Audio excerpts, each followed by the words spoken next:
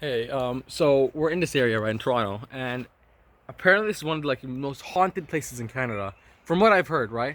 And the story goes that there was a guy here, right, and he had a falling out with his brother-in-law, and he was murdered by his brother-in-law. And if you actually look at the look there, you see the red splatter looking thing.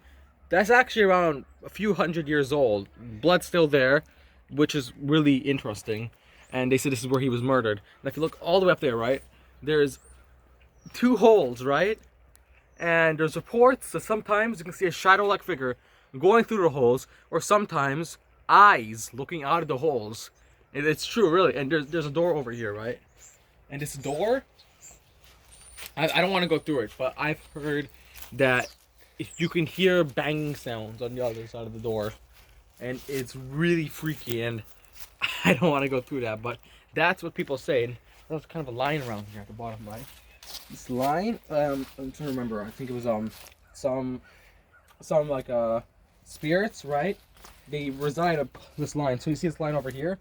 This is where the shadow always is. It doesn't ever go past the line. This is what I've heard, at least. It doesn't go past the line. It always stays in the area. I don't know if that's true, but that might be a rumor. And if you actually look underneath there, you can see a little bit of crawl space under the building, right? Sometimes people say they see a hand, like a hand it suddenly goes back. Now, there's rumors that at some point a guy is using this as a murder hideout. Of course, that can't be the truth, right? But it's either two cases here, three actually. All of it is fake. Two, this was a murder hideout, and the spirits people are seeing are like the spirits of the victims. And three, and the third one would be that around here there was actually somebody who was murdered by his brother-in-law. There's a lock in here. Nobody knows why, because this place is abandoned, so there's no need for a lock.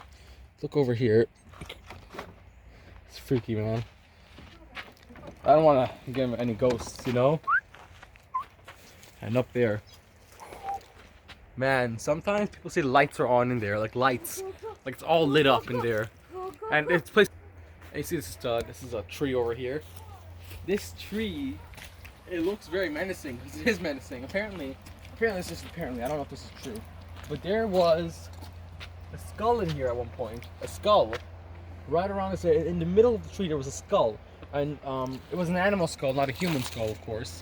But yeah, I mean, that's freaky enough, an animal skull in this place. I mean, I've never seen anything like this before. This tree reminds me of the tree from The Conjuring. So go even further, you know,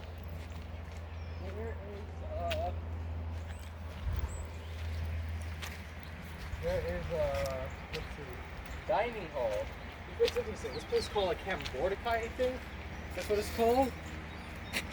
And over here, this dining hall, you can sometimes hear people, right? And people talking about eating, people eating.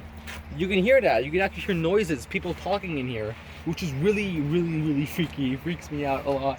And I don't know, maybe this is an actual camp, or maybe it's like old stories. But I think that there's some truth to it, at least. Maybe this place isn't so abandoned.